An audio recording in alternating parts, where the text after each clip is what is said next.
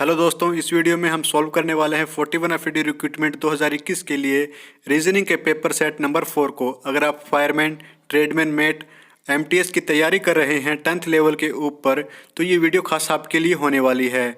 इस वीडियो के अंदर जितने भी क्वेश्चन हम सॉल्व करने वाले हैं, ये सभी वो क्वेश्चन हैं जो आपके पुराने एफडी के एग्जाम में पूछे जा चुके हैं। तो वीडियो के लास्ट तक बने रहिएगा। इसके बाद ही आपको अंदाजा हो जाएगा कि किस टाइप के क्वेश्चन पूछे जाते हैं और उन्हें कैसे सोल्व करने हैं। तो चलिए दोस्तों, ज़्यादा समय खराब के बिना वीडियो शुरू करते हैं। तो आपके सामने पहला सवाल है, जिस तरह प्याला कॉफ़ी से संबंधित है तो इस तरह कटोरी किससे संबंधित होगी। तो ऑप्शन ए है व्यंजन, ऑप्शन बी है सूप, ऑप्शन सी है दूध और ऑप्शन डी है भोजन। तो जिस तरह हम कॉफ़ी को प्याला के अंदर डालकर पीते हैं, उसी तरह सूप को कटोरी के अंदर डालकर पीएंगे। तो हमारा ऑप्शन नंबर बी यहाँ पर राइट आंसर हो जाएगा।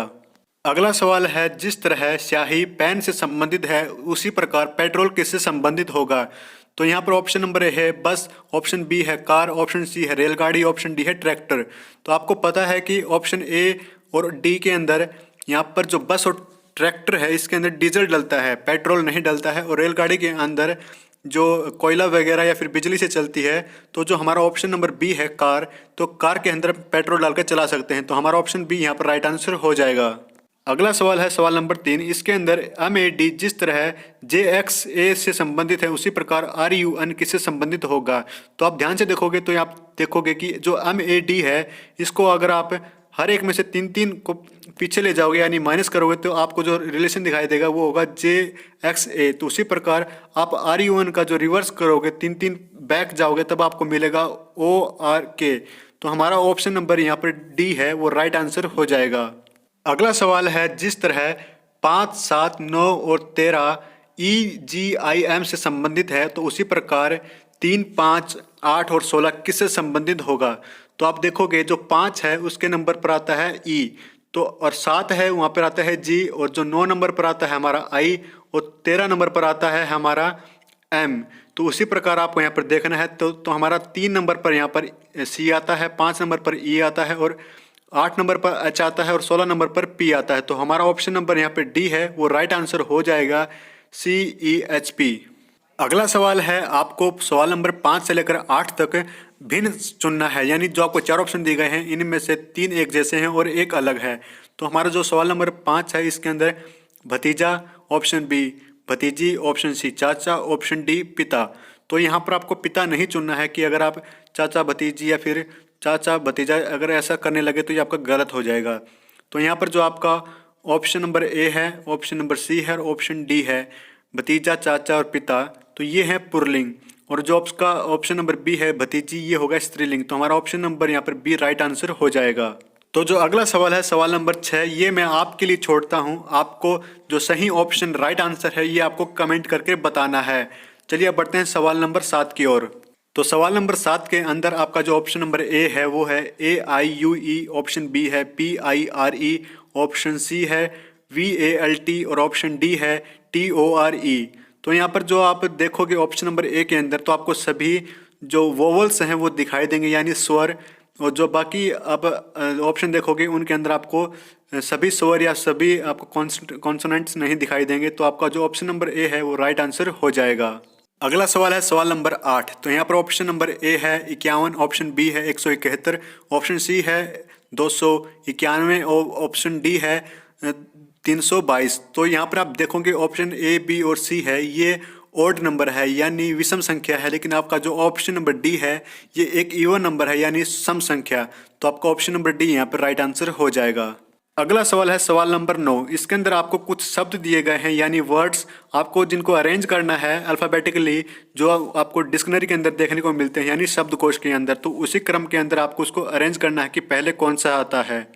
अभी जो आप स्क्रीन के ऊपर जो 6 वर्ड्स देख रहे हो, आपको इनको अरेंज करना है अल्फ़ाबेटिकली। तो जब आप इनको अरेंज करोगे तो आपके पास जो अरेंजमेंट आएगा वो होगा इस प्रकार। पहले आएगा 1, फिर 6, फिर 2, फिर 4, फिर 5 और फिर आएगा आपका लास्ट में 3। तो ये आपका जो ऑप्शन नंबर सी है, यहाँ पर ये राइट आंसर हो जाएगा। अगला सवाल है सवाल नंबर 10। तो इसके अंदर आपको नीचे 4 ऑप्शन दिए गए हैं, ऊपर एक अरेंजमेंट जो गिवन 5 नंबर हैं जो मिसिंग है ऊपर, इनके अंदर फिल करना है।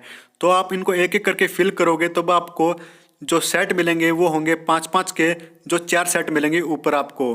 तो ये आपको जब ऑप्शन नंबर सी आपका यहाँ पर फिट बैठने वाला है, जब आप इसको फिल करोगे तो आपका कुछ इस प्रकार फिल हो जाएगा ए, तब आपका फिर बीच में बी आ जाएगा, फिर आपका वापस ए हो जाएगा। तो ये आपका पहला सेट बन जाएगा। फिर आपका अगला सेट बनता है बी ए और फिर बी। तो ये आपका हो गया सेट नंबर बी। और इसके अंदर फिर आप जो बी फिट करोगे आप अगले में, तो आपका ये बन जाएगा ए बी फिर ए। फिर आपका जो लास्ट सेट बनेगा सेट नंबर 4, तो ये आपका बन जाएगा बी ए बी। तो ये आपका जो ऑप्शन नंबर सी है यहाँ पर फिट बैठता है, तो आपका राइट आंसर ऑप्शन सी हो जाएगा। चलिए अब बढ़ते हैं अगले सवाल की ओर। तो आपको यहाँ पर सवाल नंबर 11 से लेकर 13 तक आपको एक जो संख्या है मिसिंग है यानी लुप्त है वो आपको निकालनी है। तो आपका सवाल नंबर 11 के अंदर जो अरेंजमेंट दे रखा है वो कुछ इस प्रकार है 112, 124, 156, 208। आपको अगला शब्द बताना, अगला नंबर बताना है कि वो क्या होने वाला है। तो यहाँ पर आप इनका जो डिफरेंस देखोगे तो आपको कोई भी स्पेसिफिक अरेंजमेंट नहीं दिखाई देगा। तो आप यहाँ पर जब इसका डिफरेंस निकालोगे तो आपका जो पहले दो नंबर का जो डिफरेंस है 112 और 124 के अंदर, तो वो है आपका 12। फिर आपका 124 और 156 के अंदर जो डिफरेंस है वो है 32 का। फिर आपका जो अगला डिफरेंस है वो 156 और 108 के अंदर है, वो है 52 नंबर का। तो आपको अब ये नहीं पता कि अगले जो नंबर आने वाला है उसके अंदर क्या डिफरेंस आने वाला है, क्योंकि जो सभी डिफरेंस है वो सभी अलग अलग हैं। तो आपको क्या करना है कि जो आपका पहले के अंदर जो 12 का डिफरेंस था और जो आपका जो अगले का डिफरेंस था वो 32 था, और फिर उससे अगले का जो डिफरेंस था वो 52 था। तो यहाँ पर आप देखोगे कि इन सभी का डिफरेंस सेम है जो कि है 20। तो आपको यहाँ पे क्या करना है, जो 156 और 108 के अंदर जो डिफरेंस है 52 का, इसके अंदर आपको 20 ऐड कर देना है, ताकि इसको आपको ये पता लग जाएगा कि आपको 208 में कितना ऐड करेंगे कि आपका जो अगला नंबर है वो मिल जाएगा। तब जब आप आप जब 52 के अंदर 20 ऐड करोगे तो आपको 72 मिलेगा, और आपको जब 72 को 108 के अंदर ऐड करोगे तो आपको मिलेगा 280। तो आपका ऑप्शन नंबर बी है वो राइट आंसर हो जाएगा। अगला सवाल है सवाल नंबर 12। इसके अंदर आपको जो अरेंजमेंट दे रखा है वो है 96, 101, 126, 187। आपको अगला नंबर बताना है। तो आपको इसके लिए 4 ऑप्शन दिए गए हैं। तो मैं आपको बता देता हूं, जो आपका नंबर सवाल नंबर आपका 11 जिस तरह हल हुआ था उसी प्रकार आपका ये सवाल नंबर 12 हल होने वाला है। तो ये भी आपको खुद से करना है। चलिए अब बढ़ते हैं सवाल नंबर 13 की ओर।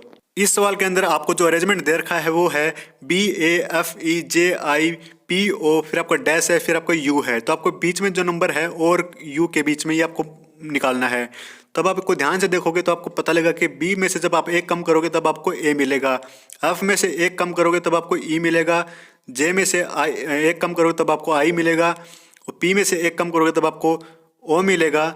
तब आपको यहाँ पर किससे कम करेगी, आपको यू मिले। तो आप एक काम करो, आप यू के अंदर एक ऐड कर दो, तो जो आपको यू वी मिलेगा। तो आपका जो ऑप्शन नंबर ए है वो राइट आंसर हो जाएगा वी। अगला सवाल है सवाल नंबर 14। तो इसके अंदर आपसे पूछा गया है सुनीता के पिता की आयु इस समय उसकी आयु की 4 गुनी है। 8 वर्ष बाद उसके पिता की आयु उसकी आयु की 3 गुना हो जाएगी। तदनुसार इस समय सुनीता की आयु कितनी है। तो इस सवाल के अंदर आपको सुनीता की वर्तमान आयु निकालनी है, और इसके अंदर आपको बताया गया है कि 8 वर्ष बाद सुनीता की आयु उसके पिता की 3 गुनी हो जाएगी। तो इसी के बेसिस पर हम निकालते हैं। तो चलिए सबसे पहले मान लेते हैं कि सुनीता की जो वर्तमान आयु है वो है x वर्ष। तो इससे जो उसके पिता की आयु हो जाएगी वो 4 गुना हो जाएगी, यानी वर्तमान के अंदर, तो वो हो जाएगी 4x वर्ष। तो इसके बाद जो हमें बता रखा है कि 8 वर्ष बाद उसकी 3 गुना हो जाएगी अपने पिता की आयु से। तो यहाँ पर जो इक्वेशन आती है वो होती है 3 × x + 8 = 4x + 8। यहाँ पर 8 इसलिए ऐड किया गया है क्योंकि हमें 8 वर्ष बाद निकालनी है। तो जब आप यहाँ पे इस इक्वेशन को सॉल्व करोगे तो जो x की वैल्यू आती है वो आएगी 16, तो जो कि है वर्तमान आयु है सुनीता की। तो जो हमारा ऑप्शन नंबर डी है वो राइट आंसर हो जाएगा। अगला सवाल है सवाल नंबर 15। इसके अंदर आपको एक शब्द दे रखा है, आपको ये बताना है कि इनमें से इनके अक्षरों को यूज करके आप कौन सा शब्द नहीं बना सकते। तो आप देखोगे जो आपका ऑप्शन नंबर डी है SENSES, तो इसके अंदर 3 S आते हैं, लेकिन आपको वर्ड दे रखा है इसके अंदर सिर्फ 2 S हैं। तो आप जो ऑप्शन नंबर डी है ये वाला शब्द इसका अक्षरों का प्रयोग करके नहीं बना सकते। तो आपका ऑप्शन नंबर डी यहाँ पे राइट आंसर हो जाएगा। अगला सवाल है सवाल नंबर 16। इसके अंदर आपका जो डाउन बीट वर्ड है इसको एक कूट भाषा के अंदर TABEWNDO में लिख रखा है। तो उसी प्रकार आपको बताना है कि जो आपका प्रोस्पेक्ट है इसको इस ही कूट भाषा में कैसे लिखा जाएगा। तो आप जो डाउन बीट वर्ड को जो लिखा गया है अगर उसको ध्यान से देखोगे, जो आपके लास्ट के 2 वर्ड हैं जैसे A और T, इसको लिख रखा है TA यानी रिवर्स करके। बाकी सभी को पेयर के अंदर रिवर्स कर रखा है। जैसे कि आपने ये तो समझ गए क्योंकि ए और टी को इसने टी ए कर दिया है, और बाकी की अगर आप देखोगे तो फिर आएगा आपका पी ई, फिर आएगा आपका डब्ल्यू एन, और फिर आपका आएगा डू यानी डी ओ। तो इसी प्रकार आपको ये लिखना है। तो आइए आपका प्रोस्पेक्ट का बनेगा, पहले आएगा सी टी को आपको टी सी लिखना है। लिखने के बाद फिर आपका P C sorry P E, फिर आपका ओ एस, फिर आपका पी आर आएगा, जो कि आपका ऑप्शन नंबर बी के अंदर है। तो आपका ऑप्शन नंबर बी यहाँ पे राइट आंसर हो जाएगा। अगला सवाल है, यदि 532 प्लस 781 बराबर 21 है तथा 862 प्लस 910 बराबर 21 है, तो आपको बताना है कि 796 प्लस 355 का मान क्या होगा, यानी इन दोनों का जोड़ किसके बराबर होगा। तो अब ये देखिए आप, जो 532 प्लस 781 हो 21 कैसे हुआ। तो यहाँ पर इसका कोई ऐसा जोड़ नहीं कर रखा है। अगर आप जो इनका सभी डिजिट का अलग अलग ऐड करोगे ना, जैसे कि 5 plus 3 plus 2 plus 7 plus 8 plus 1, तब आपका ये बनेगा 26 के बराबर। लेकिन यहाँ पर ये 5 ज़्यादा है 21 से, तो आप इसमें से 5 माइनस कर देना है। फिर आपका जो अगला नंबर है 862 प्लस 910, इसको जो सभी को अलग अलग ऐड करोगे, 8 plus 6 plus 2 plus 9 plus 1 plus 0, तो ये आपका बनेगा 26। इसमें भी आप अगर 5 माइनस करते हैं तो आपका बनता है 21।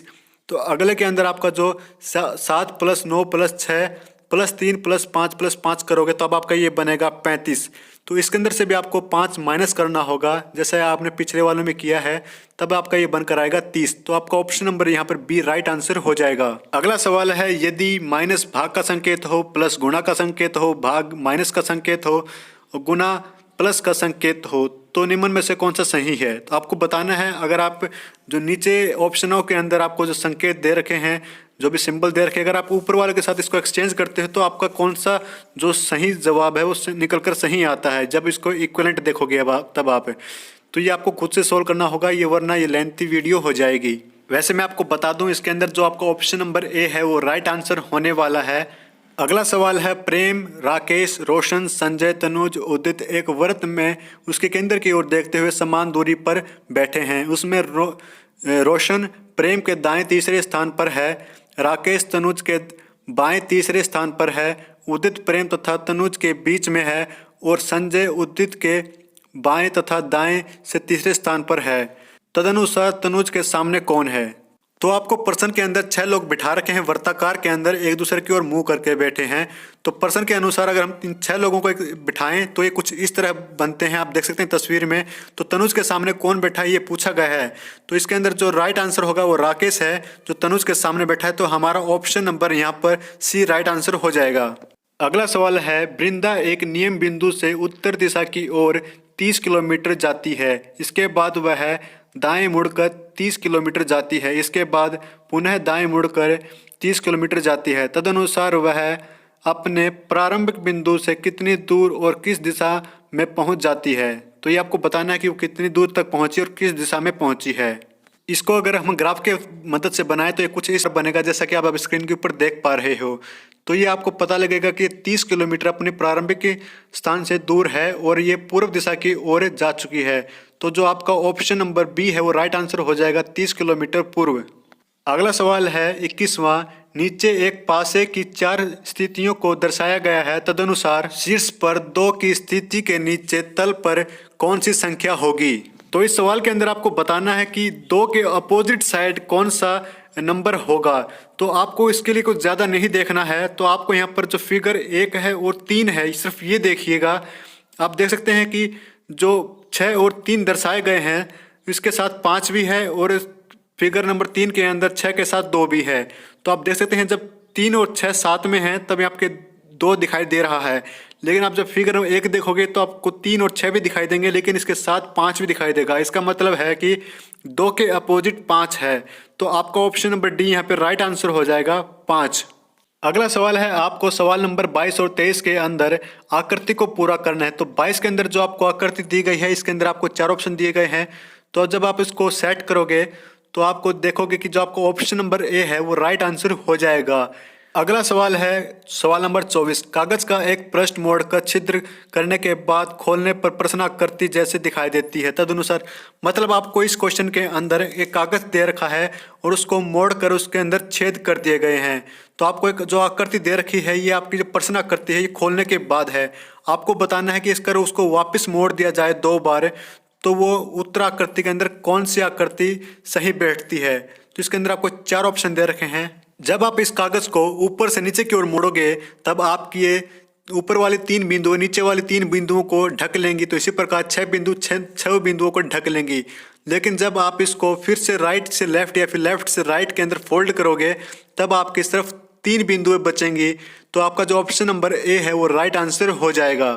अगला सवाल है और आखिरी सवाल है, यदि एक दर्पण को XY रेखा पर रखा जाए तो दी गई उत्तर आकृतियों में से कौन सी आकृति प्रश्न आकृति की सही प्रतिबिंब होगी। तो आपको जो क्वेश्चन के अंदर आकृति दे रखी है और XY को यहाँ पर एक मिरर मान रखा है यानी दर्पण। तो आपको बताना है कि सही जो इसकी छवि बनेगी वो कौन सी होगी। जब आप इन आकृतियों को मैच करोगे तो आपको पता चलेगा कि जो आपका ऑप्शन नंबर बी है वो राइट आंसर है। आपके इस प्रश्न आकृति की जो ऑप्शन नंबर बी है वो उत्तराकृति बनेगी। तो इसी प्रकार आपके सभी 25 के 25 क्वेश्चन मैंने सॉल्व करवा दिए हैं और बाकी मैंने आपके लिए 1-2 छोड़े हैं जिसे आपको खुद से करना है। दोस्तों ये थे रीजनिंग के पेपर सेट 4 के क्वेश्चन। तक हमारे पुराने 3 सेट की क्लासेस नहीं लगाई हैं मैथ की, रीजनिंग की और जीके की, तो उन्हें लगा लें। जिसके बाद आपको ये आइडिया हो जाएगा कि किस टाइप के क्वेश्चन पूछे जाते हैं और उन्हें कैसे सोल्व करना है।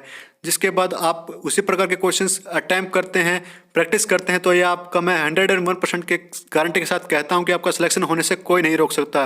क्योंकि जो आपकी फाइनल मेरिट लिस्ट है वो आपके रिटन एग्जाम के अंदर ऑब्टेन्ड मार्क्स के बेसिस पर ही की जाएगी। तो आप हमारी सभी क्लासेस जरूर लगाएं।